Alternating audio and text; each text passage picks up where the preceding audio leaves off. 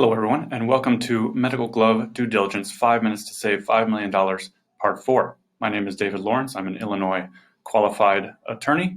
My relevant experience to this particular topic is having been in-house counsel working with Sri Trang Gloves, Thailand, now public company limited.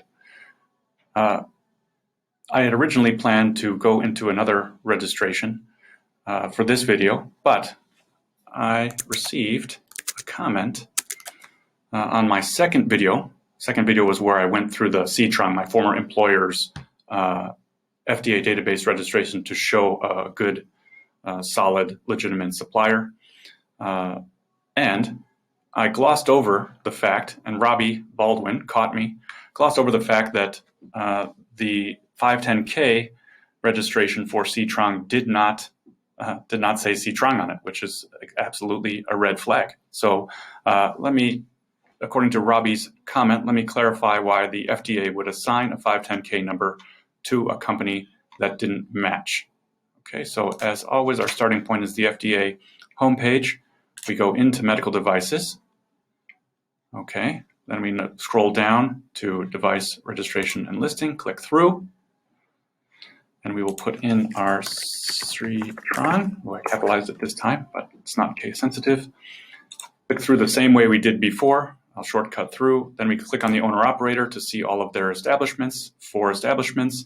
This was the one I clicked on last time, so I'll click on it again.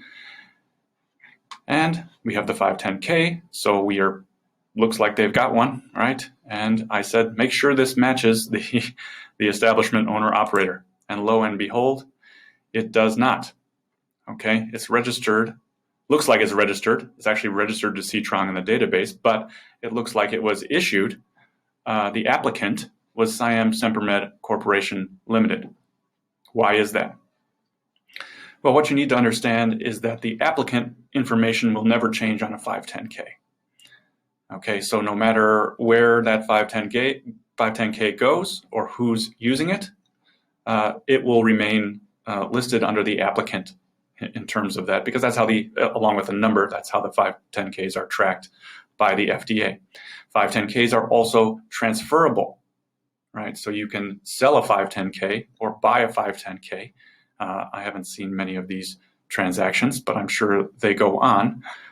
In this case, anyone who was in the glove business before 2017 will know that Siam Sempermed was a joint venture between Sri Trang Agro-Industry Public Company Limited and Semperit AG, which is an Austrian company that owns the Sempermed brand of gloves.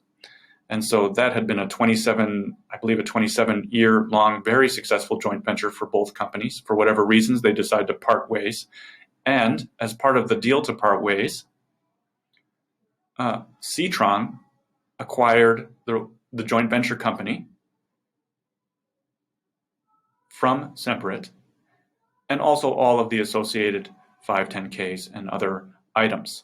They changed the name of the company from Siam Sempermed to Sri Trang Gloves. So it is actually the same entity. It just changed names. So that's why we have this. Now, are you going to take my word for it? Well, you may take my word for it, but are you going to take a potential supplier's word for a story like this? I would say probably not in your best interest. So as part of a good due diligence exercise, I will go to the official Sri Trang Group website.